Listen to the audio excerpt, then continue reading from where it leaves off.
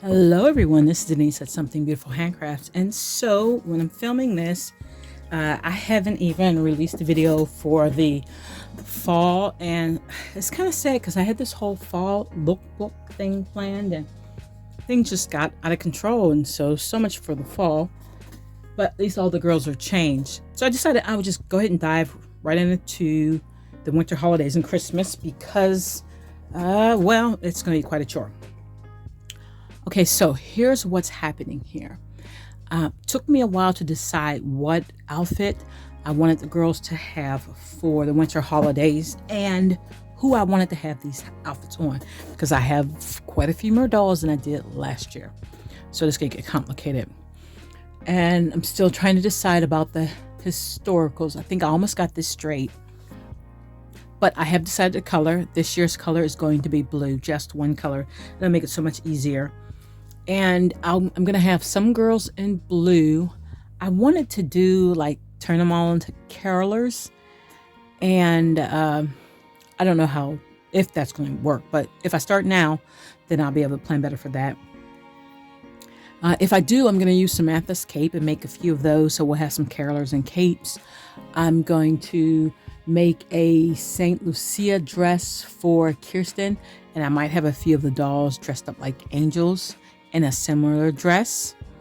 We'll see how that goes. So just think carolers and angels. All right, now, okay, let me tell you about the winter dress first. So I actually made a mock-up of the winter dress, and what I used was one of the McCall's Craft patterns. The set of patterns is old. It's M6137. Someone sent me, one of my wonderful Instagram friends sent me those set of patterns, and I've been using them to do all kinds of things. And this is basically what it looks like. It will have a tulle overlay. So I just went and picked up tools from Joann's. So the next few girls will have tulle overlays for the bottom of that skirt. And I think it's really cute. I think I wanted it a little longer, but that'll probably be okay. So we've got that set up at least. And as we go along, I will put some embellishments on it. Maybe, maybe not. Don't really know. Oh, just in case you're curious, this is a crepe back satin. If you saw last year's video, one of the problems I had was all of the shredding that happened with that material, and it was kind of a pain to cut. So this year I remembered to get the crepe back satin, which is what I normally use. So I'm pretty thrilled about that. And this went much better than last year's cutting. So keep that in mind. If you're going to do shiny, get a crepe back satin. Much easier to cut with. So also I have the white muslin. That's going to be for Kirsten's dress, but I'll talk about that in a moment. And I have some blue cotton. Okay, so here's the deal. Here's how I work, especially when you have like so many dolls. I have a list, right? I have a list of all the historical dolls, and I went through Etsy and I tried to decide which patterns I wanted to go into those spaces for the historical dolls. So as you see, I have a list here, and it has the dress and who the maker of that pattern is for all of my historical dolls.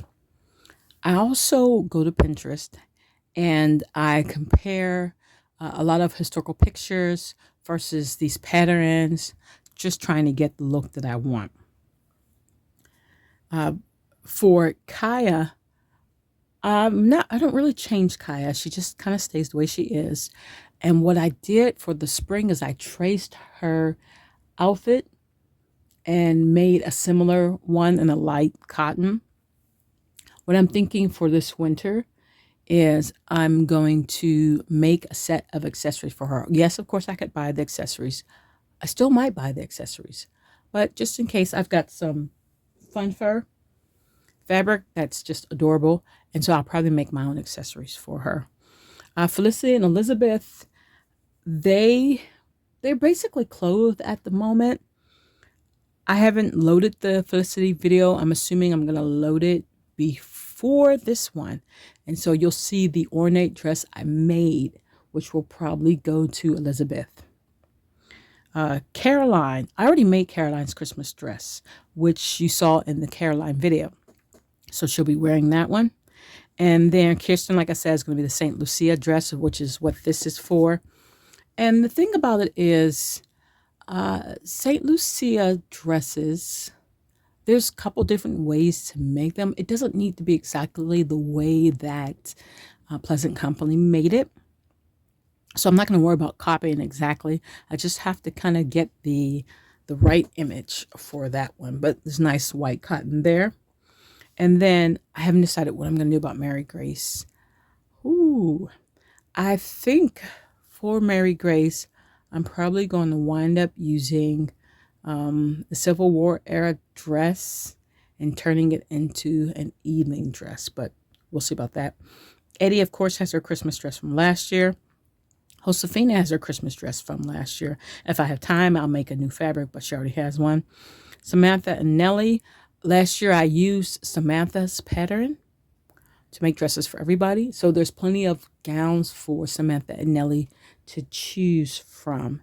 And if time permits, I still might make them another one. Rebecca is where I'm at. So let me show you this.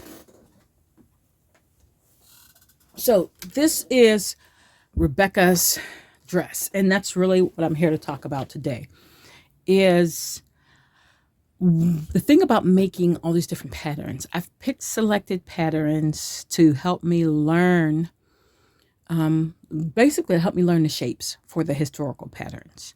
So once you get an idea of certain shapes, basically everything is kind of the same. You know, the sleeves go up and down, the sleeves get bigger or smaller or puffed, or the shoulders are true shoulder or they're drop shoulder. The waist is high-waisted, normal waist, drop waisted. Basically, there's like a group of different. It's almost like there is a kind of a dictionary of basic shapes that you learn. And once you learn them, you learn where in history these shapes were used. And then you can create these shapes from the basic shapes for sleeves and collars and all that kind of stuff. And you put those different elements together and you make whatever that period called for. Like a pant leg is always going to be shaped like a certain way because that's the pattern for pants. And then to make different types of pants, you narrow them in certain places, widen them in certain places. But I think you get where I'm going here. So basically what I needed to be able to see was when I'm looking at a pattern, what is altered in the pattern to make this dress a 1914 style versus a 1910 style versus a 1900 style, so that was a lot of the learning, and I learned those different elements. So I have an example of Rebecca's in front of me. I have the pattern for Samantha's, and I just had to decide, well, how is this 1901 different from this 1914? And it's not always super different. Sometimes it's just some elements go up and down depending on the year. And sometimes they're pretty much the same, and there's certain things that are different. What I would say about this particular outfit for Rebecca is that the waist is dropped even further than Samantha's gowns. So somewhere in this craziness, I have Samantha's pattern. Let me snag it real quick. So here's Samantha's pattern. And if you look at Rebecca's pattern, you can see that the neck is up here and the waist is at least an inch lower than Samantha's party dress, which is considerably lower than the bodice for this natural waist dress. Okay, where that bodice stops at. So when I looked at the pattern, one of the particular patterns, and if I remember, I'll put it up on the screen. It had the waist falling to about where the natural hip line started, or, you know, not too, maybe a little far past that. So what I did was I increased Samantha's pattern by about an inch. And this is the mock outfit I came up with. And I always treat my mock outfits carefully, because if I do them right, I can use them to make a great play dress for Rebecca. And you can see how much wider it is in Samantha's dress. I could have gathered in the middle, but I'm going to belt this down here, so that will give it a different look. What I found, though, is that although I did measure it, by the time I got done, it still isn't as far down in the waist as Rebecca's original dress is. So I want the waist to drop more. So I'm going to alter this pattern again and drop this waist further down. And then I feel that I'm going to have what I want. So that's what the blue cotton is for. For the historical dolls that I am going to make different Christmas dresses for, I got them blue, but I wanted them in this blue cotton. Not to say that this isn't historically accurate. It actually, there were plenty of satins and shiny fabrics at the time periods where I'm working with these particular girls, but I wanted them different. So I have the blue cotton for them. Now that is Rebecca. So then I haven't got Claudia yet, so we won't worry about that right now. And then we go to Kitten Ruthie. And I did the same thing with Kitten Ruthie, but instead I took Molly's pattern and I altered Molly's pattern to fit Kitten Ruthie, basically. And it's essentially a dress with a Peter Pan collar. And there's not much difference between the 30s and the 40s, depending on where you're looking at kids' fashions. So there we go. I haven't decided whether, I think Kitten Ruthie might be in the cotton. Maybe Ruthie will be on the satin and Kit will be in it. We'll see how that goes. All right, now Nanae is a bit out of the box because I think I want her,